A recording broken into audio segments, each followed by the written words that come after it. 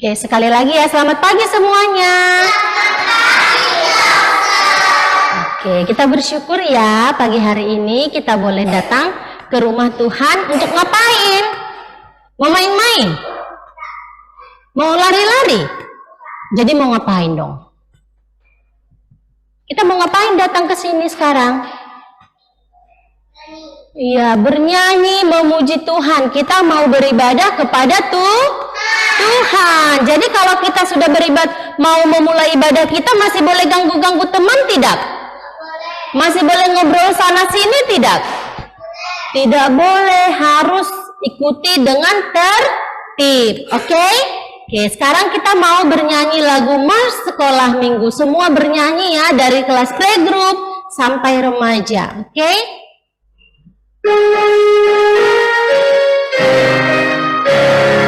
Sekolah minggu, rumah anak-anak semua, bakti Allah, cinta bangsa, hidup bersukaria, belajar kitab suci, cinta Tuhan, gereja maju, jalankanlah perintahnya, muliakan husband jam hidup. Sekolah minggu, markas anak-anak semua, cari jiwa, maju terus, mesra jadi tentara Kristus. Belajarlah kitab suci, cinta Tuhan, gereja maju, jalankanlah perintahnya, muliakan husband jam hidup. Oke, kita mau berdoa. Satu, lipat tangan, dua, tutup mata, tiga, tunduk kepala, keempat, kita berdoa.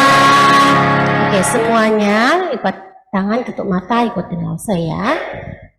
Bapa di dalam surga, kami sangat bersyukur kepada Tuhan karena Engkau selalu memberkati kami. Kami bersyukur Tuhan menolong kami setiap hari. Dan kami bersyukur pagi hari ini Tuhan membawa kami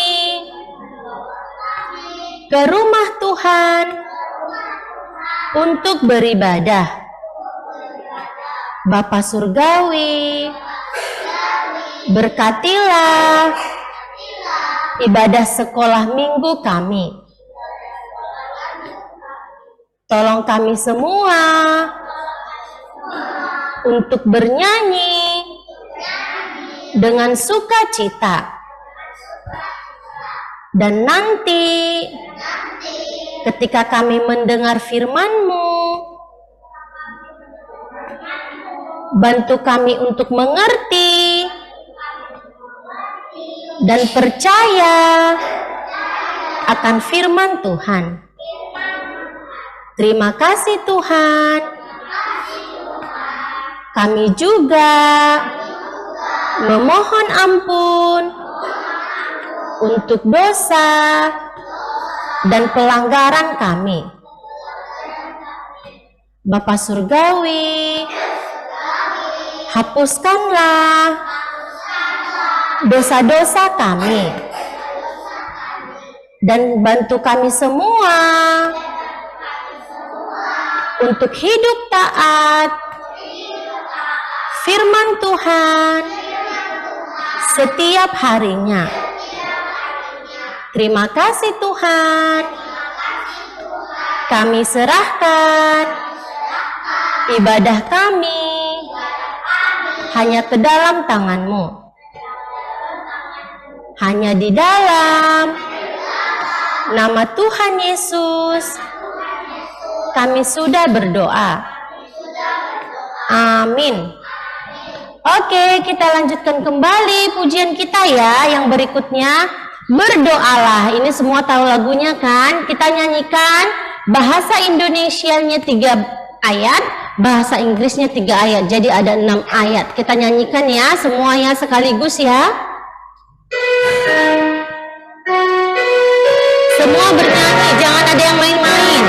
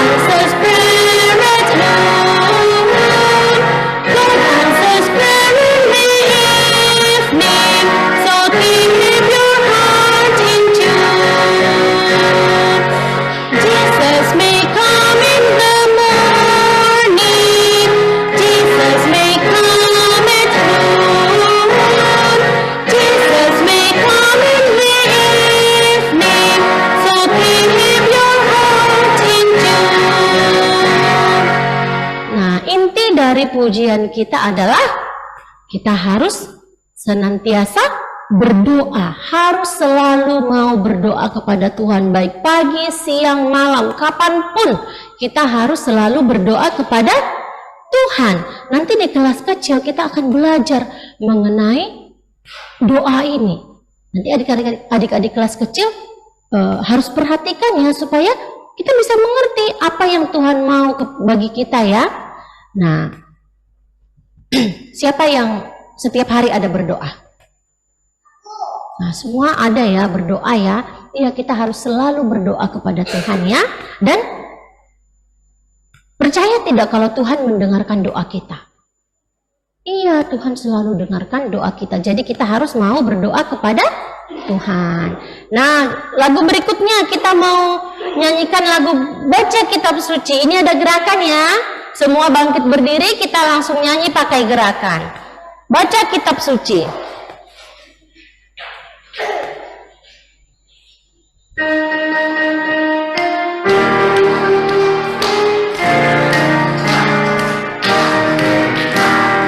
Baca kitab suci, doa tiap hari, doa tiap hari, doa tiap hari.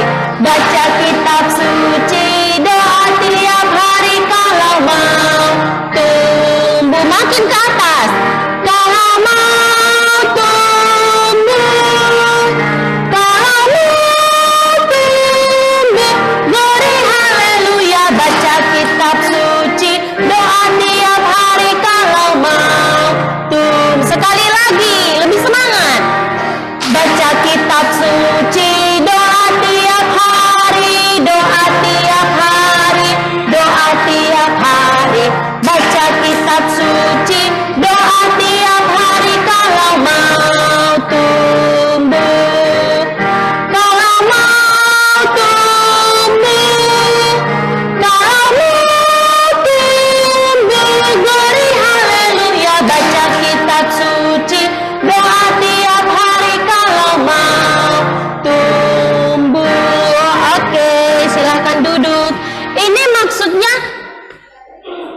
membaca firman Tuhan setiap hari supaya kita semakin bertumbuh apa? Apakah badan kita makin tinggi, makin besar, makin gendut?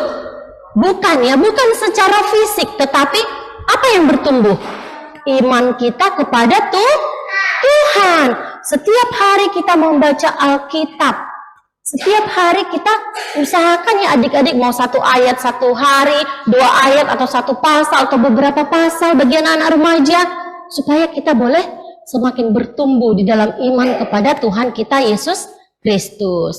Nah, berikutnya kita akan mengumpulkan persembahan adik-adik kelas remaja, dan kita juga akan menyanyikan lagu Pakailah Aku. Adik-adik remaja yang sudah dipilih,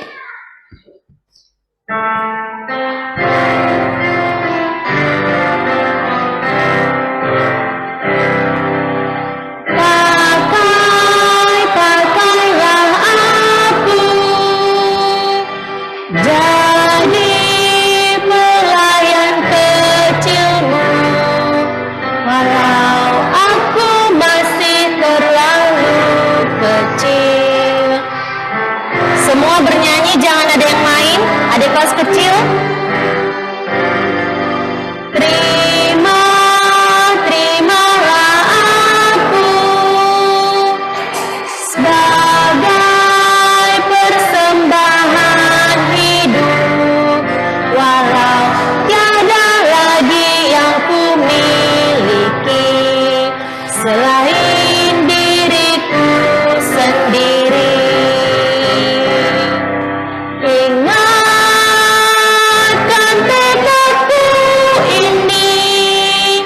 Sampai ku besar nanti, ku mau ngabarkan kasih-Mu untuk sahabatku. Ingatkan tekadku ini sampai ku besar nanti. Ku mau kabarkan kasih-Mu untuk sahabatku, Yesus. Ya, yang pimpin doa siapa? Rasa. Mari kita berdoa. Bapa kami yang bertata di kerajaan surga, Tuhan, terima kasih atas berkat-Mu sehingga kami dapat berkumpul lagi di tempat ini ya Tuhan. Tuhan, sekarang kami sudah mengumpulkan sedikit persembahan kami, kiranya Engkau yang memberkati supaya persembahan ini dapat berguna bagi kerajaan-Mu. Di dalam nama Tuhan Yesus kami sudah berdoa. Amin. Terima kasih adik-adik kelas remaja. Nah, sekarang kita mau melihat pengumuman kita di hari ini ya. Adik-adik kelas TK playgroup jangan main loh. Oke. Yang pertama, saat teduh anak sekolah minggu dilakukan setiap malam. Setiap malam ya. Kelas kecil jam 8 sampai 8.30. Kelas besar jam 8.30 sampai dengan jam 9. Mari semuanya ikut bersaat teduh bersama ya. Saling ingatkan antara teman, antara abang, adik, kakak, saling ingatkan untuk saat teduh kita, oke? Kalau sudah tiba waktunya, ingatkan teman-teman kita. Kasih alarm sebelum waktunya, jangan tepat kasih alarm jam 8, jangan tepat kasih 8.30, pasti terlambat. Kalau misalnya mau saat teduh jam 8, kasih jam 7.55 alarmnya. Mau saat teduh 8.30, kasih jam 8.25 alarmnya, oke? Oke, selanjutnya semua asisten sekolah minggu remaja, Lause Joseph, Lause Felix, Lause Rianti, dan Lause Siska diwajibkan untuk ikut saat teduh kelas remaja jam 8.30 sampai jam 9 setiap malam. Oke. Latihan presentasi Natal akan diadakan setelah firman Tuhan jam 8.55 teng. Jadi setelah firman Tuhan jam 8.55 teng, kita langsung latihan presentasi di kelas masing-masing. Hari ini tidak ada gabungan di atas lagi ya, tapi di kelas masing-masing. Dan terakhir, asisten diminta untuk langsung update jumlah anak di grup sekolah minggu. Masih ada satu lagi, sorry ya, Lause salah. Petugas playgroup kebaktian hari ini, Lause Mega dan Lause Sofia. Adik-adik nanti setelah 10.30 yang ikut kebaktian umum yang bernama sekolah minggu langsung di bawah, di ruangan kindergarten, oke? Jangan ada yang naik ke atas, Lause mau ikut mama, Lause mau ikut papa, tidak boleh. Tapi semua anak sekolah minggu harus berada di bawah, ya. Oke, demikian pengumuman kita. Sekarang kita akan bagi kelas kecil di sebelah kiri Lause bersama Lause Anton ya. Kelas 2-3 di sebelah kanan Lause bersama Lause Mega ya.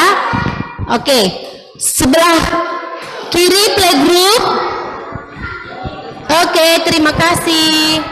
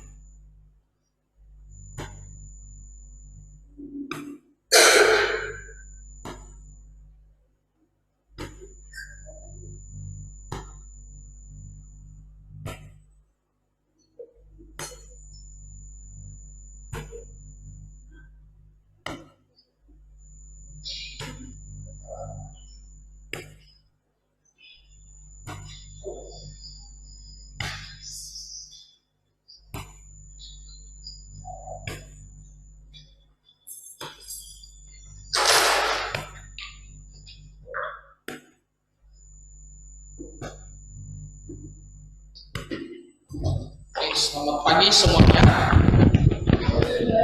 Kita mau dengarkan firman Tuhan sebentar ya. Langsung cek dulu PPT-nya. Sebelum kita mendengarkan firman Tuhan, kita mau berdoa terlebih dahulu. Mari kita berdoa. Tuhan Yesus, terima kasih karena kami bisa datang untuk beribadah. Dan saat ini kami mau mendengarkan firman-Mu. Tuhan pimpin dan sertai kami. Dalam nama Tuhan Yesus kami berdoa. Amin. Kita akan ayat hafalan dulu.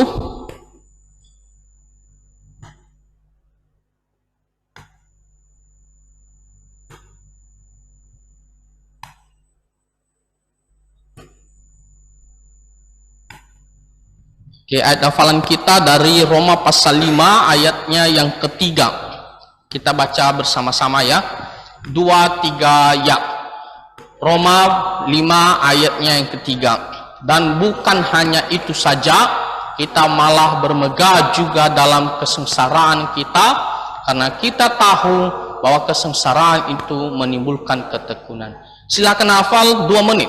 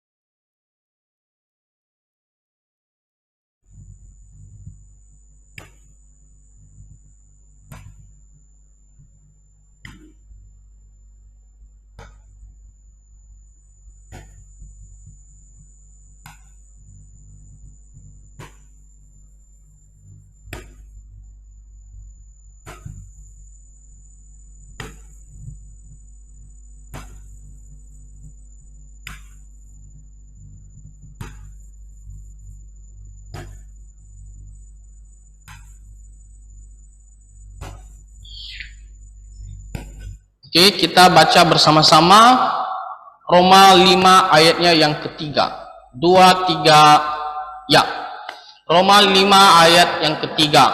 Dan bukan hanya itu saja, kita malah bermegah juga dalam kesengsaraan kita, karena kita tahu bahwa kesengsaraan itu menimbulkan ketekunan. Kita hapus ya.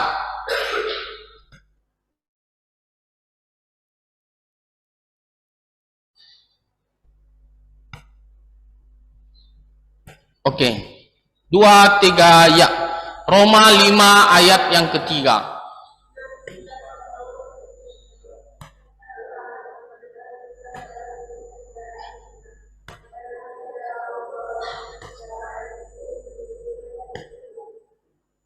Oke, sekali lagi. 2, 3, ya. Roma 5 ayat yang ketiga. Dan bukan hanya itu saja, kita malah bermegah juga dalam kesengsaraan kita. Karena kita tahu bahwa kesengsaraan itu menimbulkan ketekunan. Oke, kita hapus lagi ya. 2, 3, ya. Roma 5 ayat yang ketiga. Dan bukan hanya itu saja, kita malah bermegah juga dalam kesengsaraan kita. Karena kita tahu bahwa kesengsaraan itu menimbulkan ketekunan. Oke? Ingat, mulai dari awal itu dimulai dengan dan bukan hanya itu saja. Oke? Kita lanjut. 2, 3, ya. Roma 5 ayat yang ketiga. Dan bukan hanya itu saja, kita malah bermegah juga dalam kesengsaraan kita, karena kita tahu bahwa kesengsaraan itu menimbulkan ketekunan. Oke, kita lanjut lagi. 2, 3, ya. Roma 5 ayat yang ketiga. Dan bukan hanya itu saja,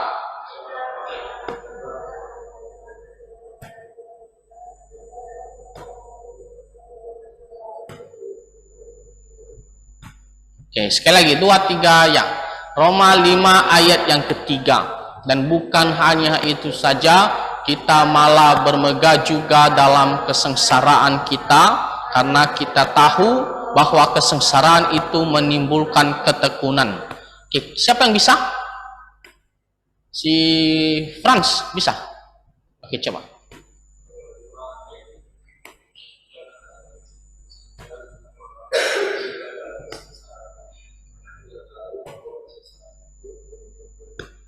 Oke, Charis bisa?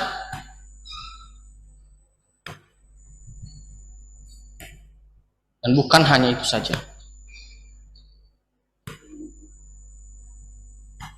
Juga dalam kesengsaraan kita.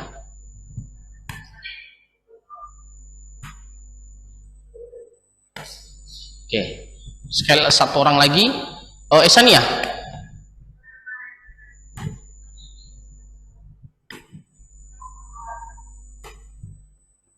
Bermegah juga.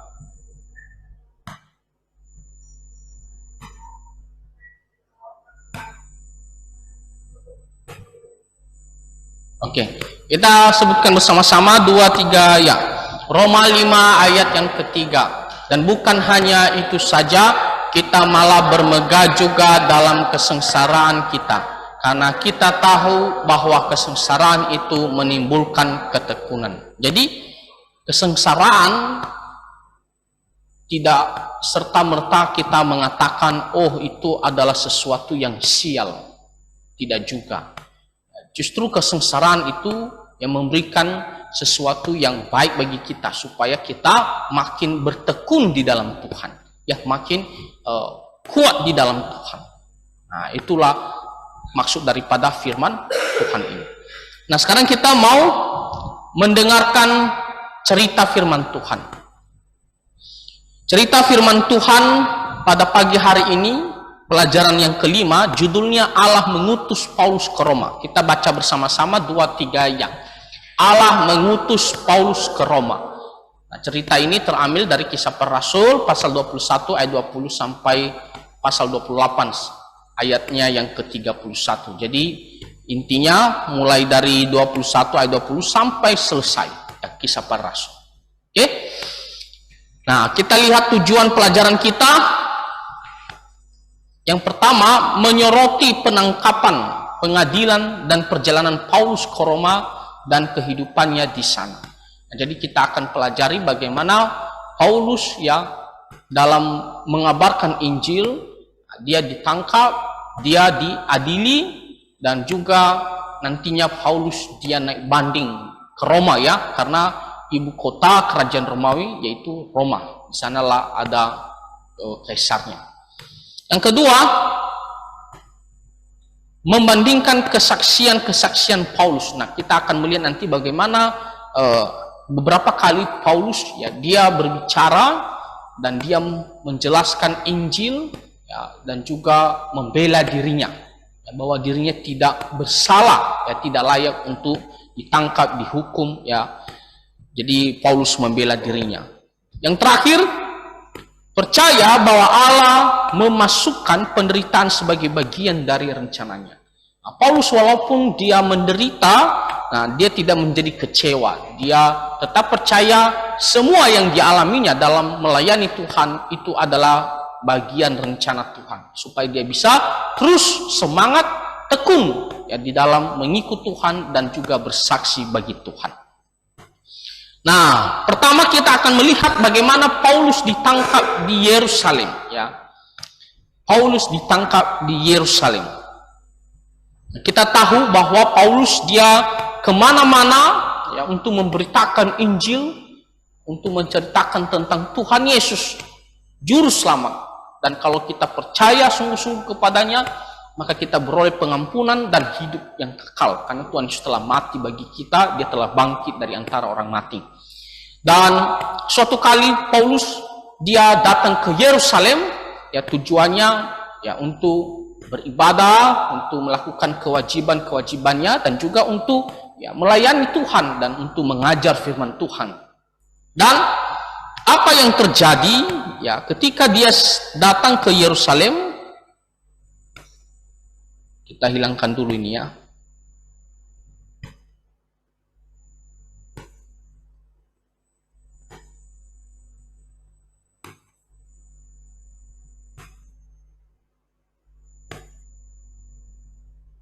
Oke. Nah, apa yang terjadi ketika dia sampai di Yerusalem? Nah, firman Tuhan mengatakan orang-orang Yahudi dari Asia menghasut rakyat untuk menangkap Paulus.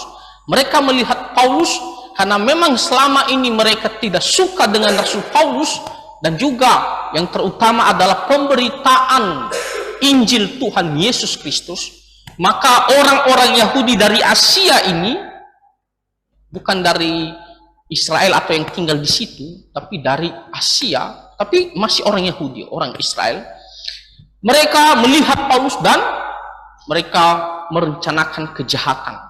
Di sini dikatakan mereka menghasut rakyat. Menghasut artinya membujuk, yang mengajak rakyat, masyarakat, untuk apa? Untuk menangkap Rasul Paulus.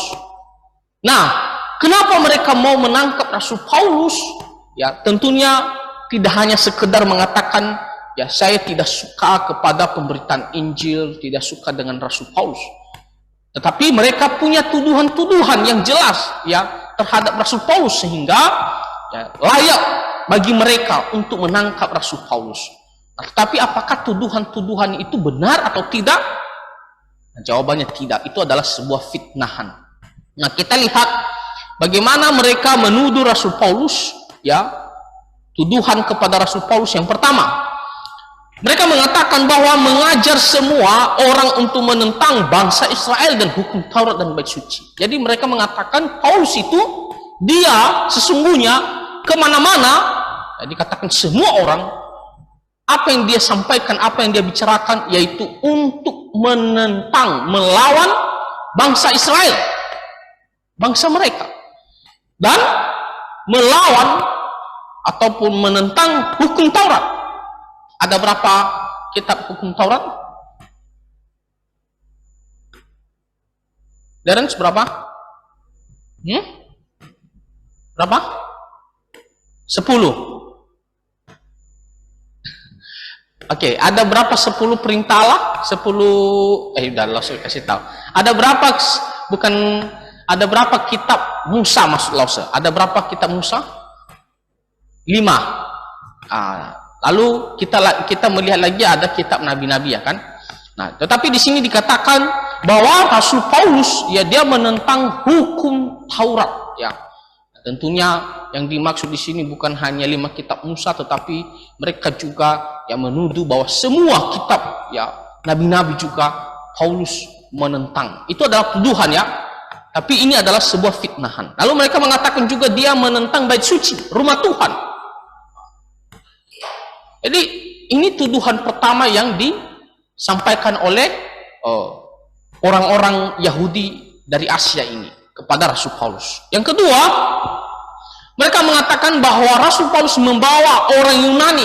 Nah, orang Yunani yang dimaksud di situ adalah Trofimus dari Efesus ya. Kita melihat bagaimana Rasul Paulus ya, dia ada ke Yerusalem, dia membawa seorang dari Efesus yaitu Trofimus. Tapi lihat apa mereka tuduhkan.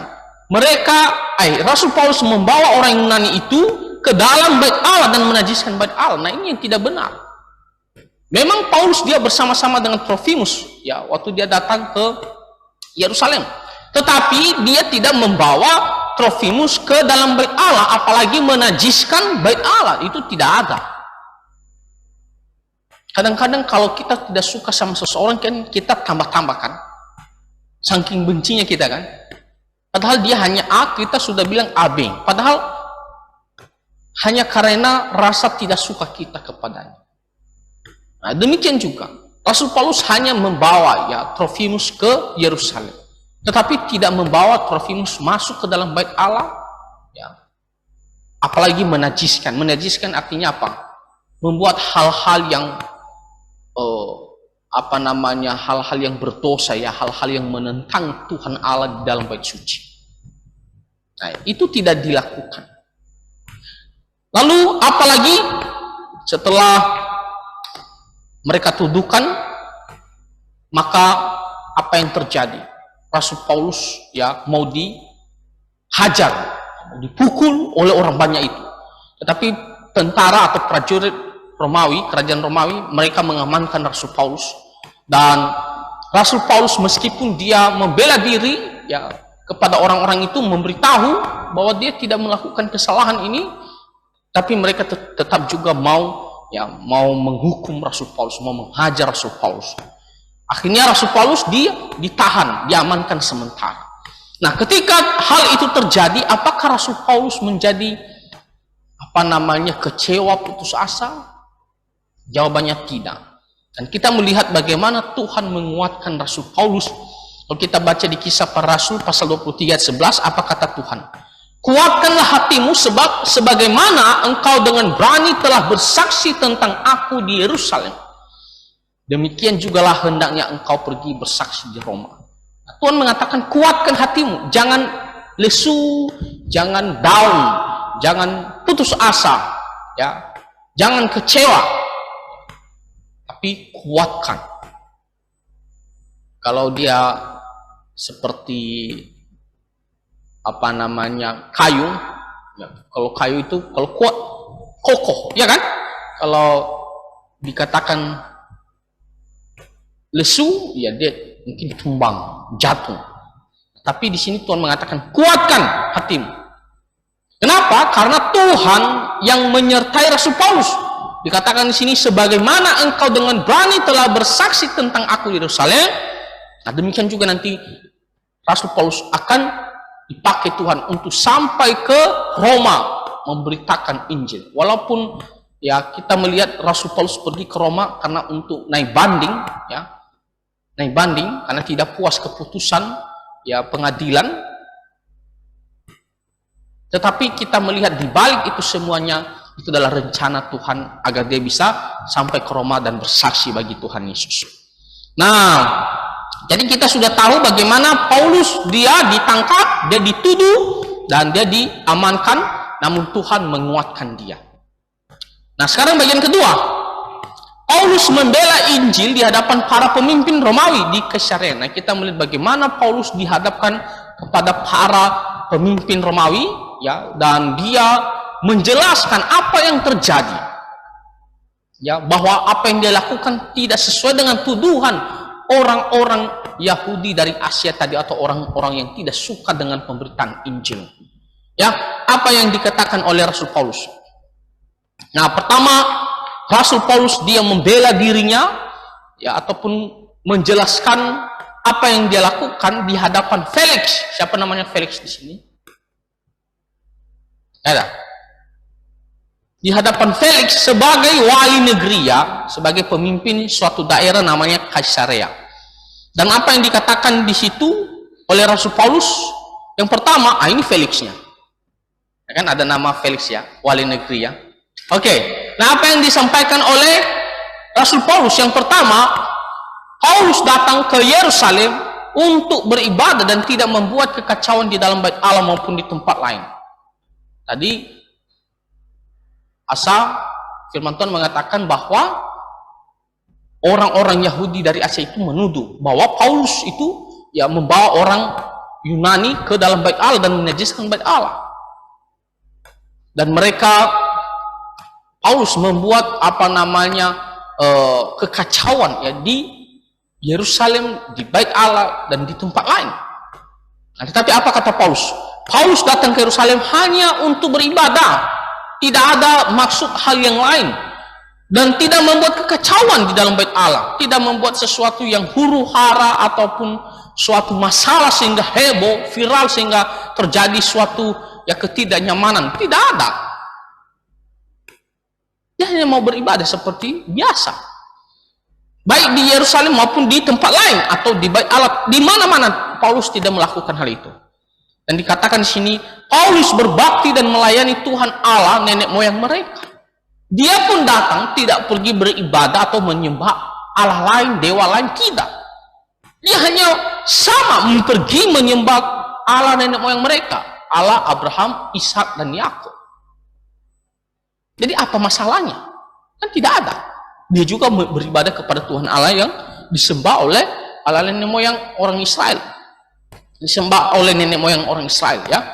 Nah, yang ketiga, Paulus percaya kepada segala sesuatu yang tertulis dalam hukum Taurat dan kitab nabi-nabi. Mereka tadi tuduhkan bahwa Paulus itu tidak percaya kepada hukum Taurat ataupun juga kepada kitab nabi-nabi.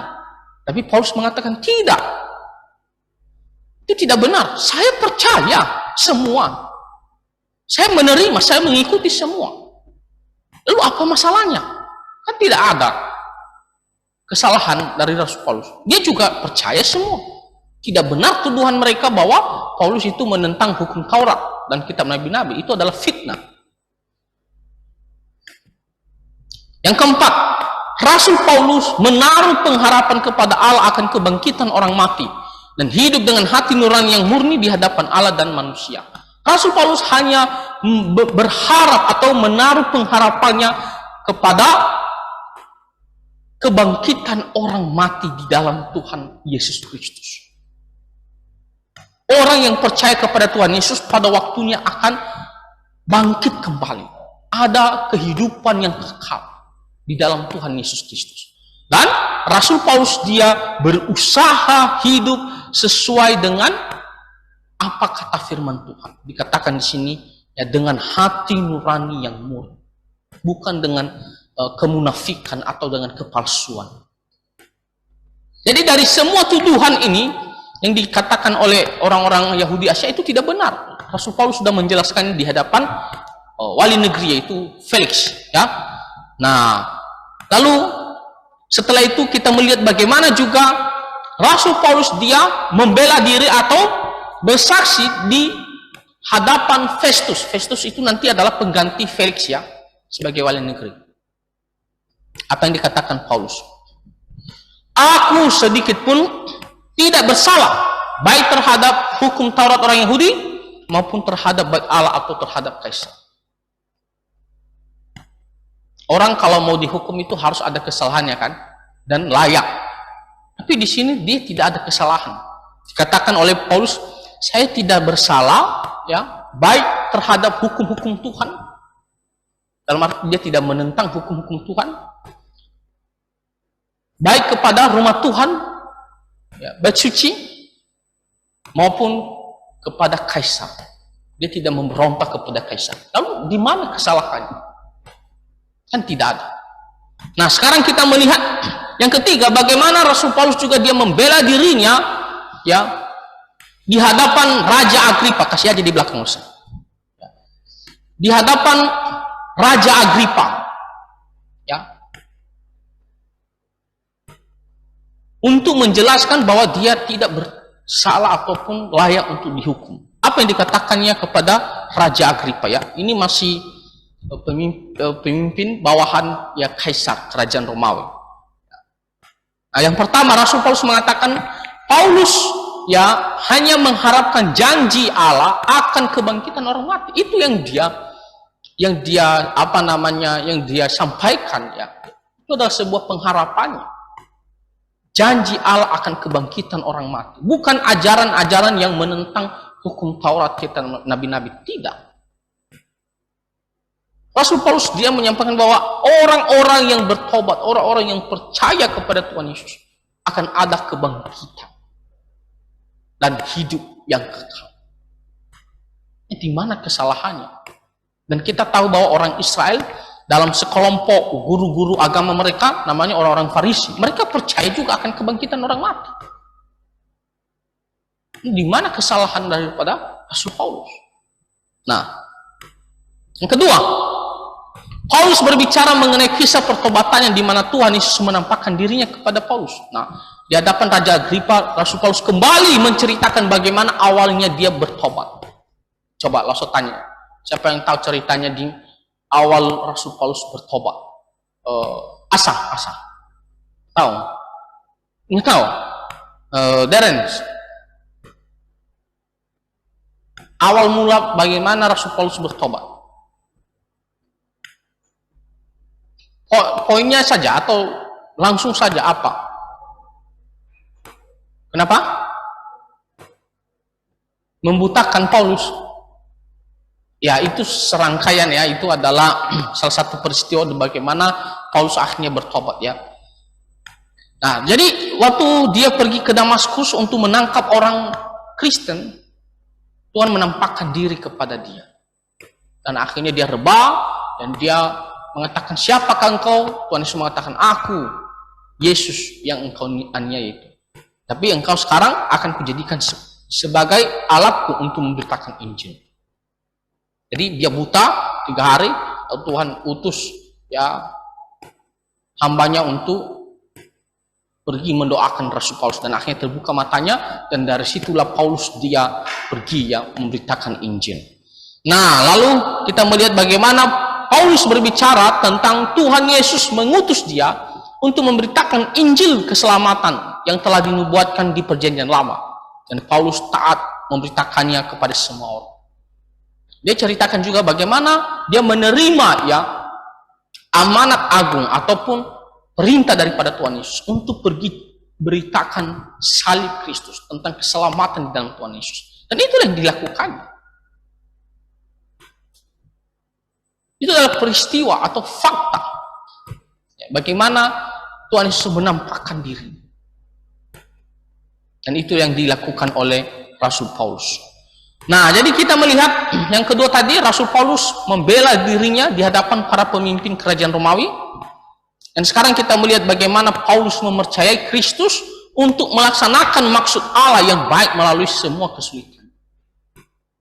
Tapi ketika dia bela dirinya, tetap juga Rasul Paulus ditahan ya, dan mau dijatuhkan hukuman mati. Sebenarnya pemimpin-pemimpin kerajaan Romawi, mereka tidak mendapatkan kesalahan Rasul Paulus. Tapi orang-orang yang masyarakat yang tidak suka terhadap Tuhan Yesus, terhadap Injil keselamatan, mereka tetap memaksa sehingga Rasul Paulus tetap harus ditahan. Akhirnya Paulus dia harus naik banding, dia mau ke Roma ya untuk membela perkaranya. Dan kita melihat bagaimana Paulus walaupun dia menderita, dia ditangkap, ya, dia diejek, dihina. Agak pisah dulu sedikit.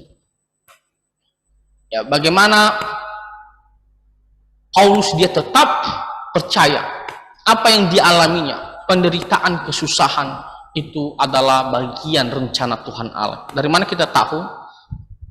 Waktu Paulus dia melakukan perjalanan ya pergi ke Roma, itu dari daerah Sidon itu lihat gambarnya, lalu dia menuju ke Malta. Ya, suatu pulau, dan dalam perjalanan berlayar ya, waktu itu belum ada kapal yang seperti secanggih sekarang ataupun pesawat, pakai seperti kapal ini, kapal layar ya. Dan akhirnya dalam perjalanan itu ada badai yang kuat dan hampir tenggelam kapal mereka. Kalian takut naik kapal tak? Mana yang kalian takut, naik kapal atau naik pesawat? Pesawat. Argelia, mana yang lebih takut kamu? Pernah naik kapal? Pernah naik pesawat? Mana yang lebih takut kamu?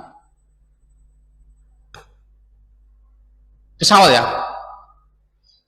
Pesawat jatuh, tidak ada keselamatan ya. Nah, jadi di sini kita melihat dalam perjalanan karena hampir tenggelam ya kapal mereka, tapi Tuhan datang menampakkan diri kepada Paulus.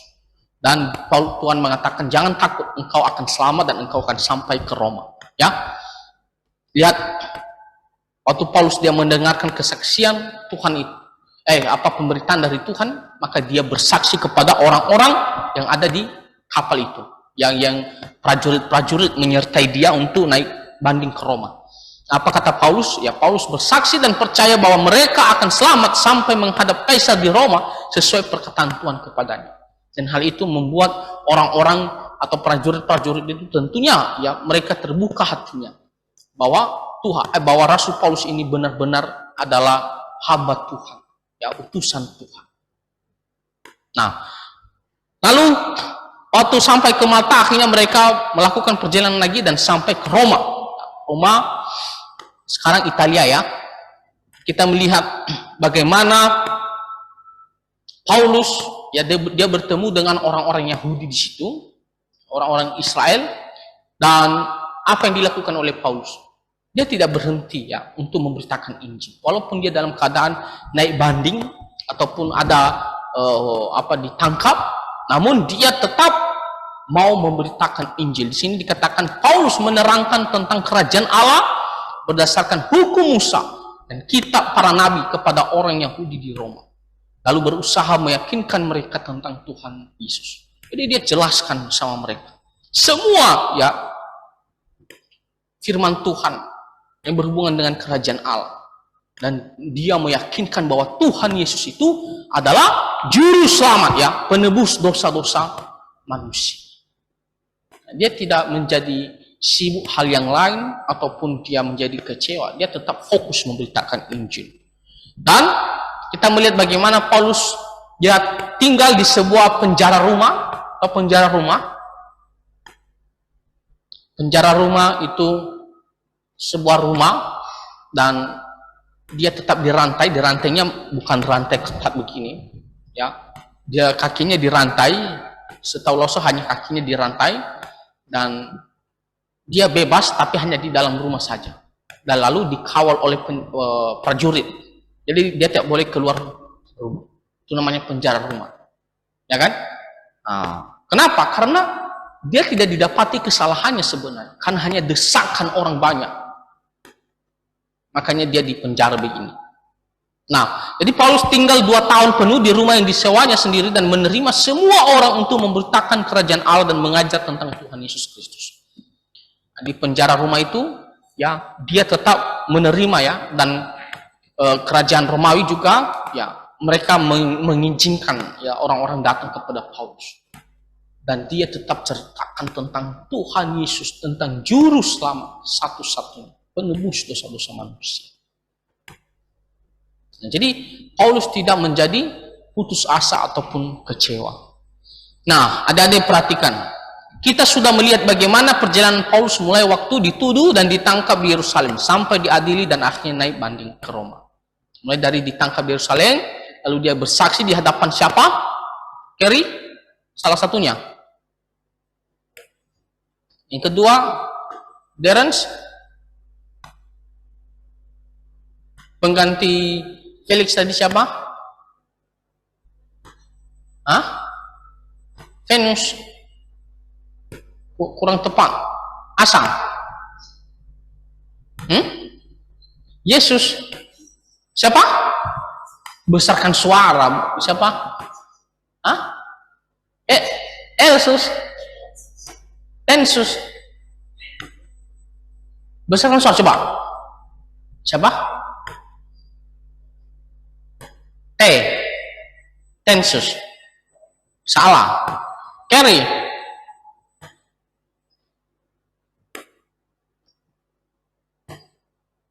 Nggak tahu. Frans. Nggak tahu. Hana. Mana Hana? Hana. Siapa? Petrus, fetus. Salah. Hampir, tapi salah, masih salah.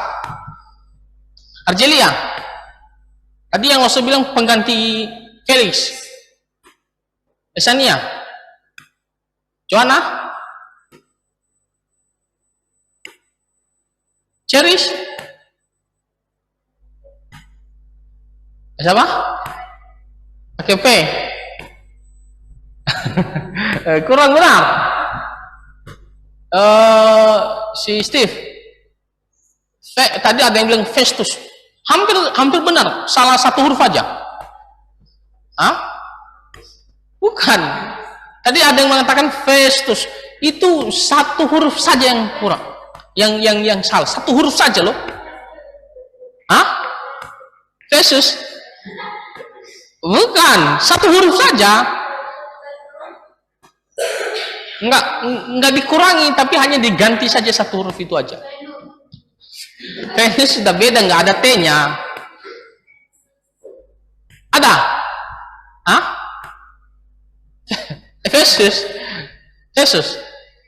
Bukan. Hampir Festus itu tinggal satu huruf saja. Oke. Huruf yang pertamanya yang harus diganti. Jadi apa? Itu udah ada N-nya. Ini Festus. Itu yang diganti hanya F-nya aja. Hah? Festus. Itu berarti kalian tidak perhatikan tadi kan? Asas satu huruf saja, F-nya yang diganti, nggak usah ditambahkan yang lainnya. Itu nggak ada T-nya, kamu kurangi namanya. Festus. F-nya aja yang diganti, nggak tahu? Ya makanya tebak. Makanya kalian tadi perhatikan kalau lo sengaja, bukan best tuh salah. Oke, nggak ada yang tahu. F diganti Y. Ya, Yesus.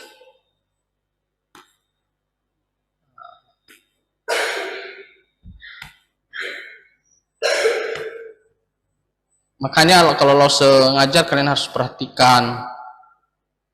Festus. Kalian mau juga dibilang Yesus. Tadi siapa yang bilang Festus? Nah, itu Hana. Kalian gampang kali di. Oke, nah. Jadi kita perhatikan yang pertama perjalanan ke Roma tadi. Perjalanan Paulus ke Roma, ya mulai dari ditangkap Yerusalem, lalu setelah itu dia bersaksi di hadapan Felix dan juga Festus. Lalu yang ketiga siapa? Karena kalian tadi sudah lihat tadi ya. Oke, Raja Agripa. Oke, tadi Losot bilang tadi Felix itu wali negeri di mana? Ya Romawi itu adalah kerajaannya, tapi daerah-daerahnya macam Indonesia lalu ada Batam, ada ini. Roma itu pusatnya, bukan dia. Pusat itu Kaisar. Kaisarea. Ya, Kaisarea. Yang kedua, Paulus fokus hanya bersaksi tentang Tuhan Yesus Kristus sebagai juru selamat satu-satunya. Jadi dia tetap hanya poinnya adalah beritakan Tuhan Yesus juru selamat satu-satunya. Ya.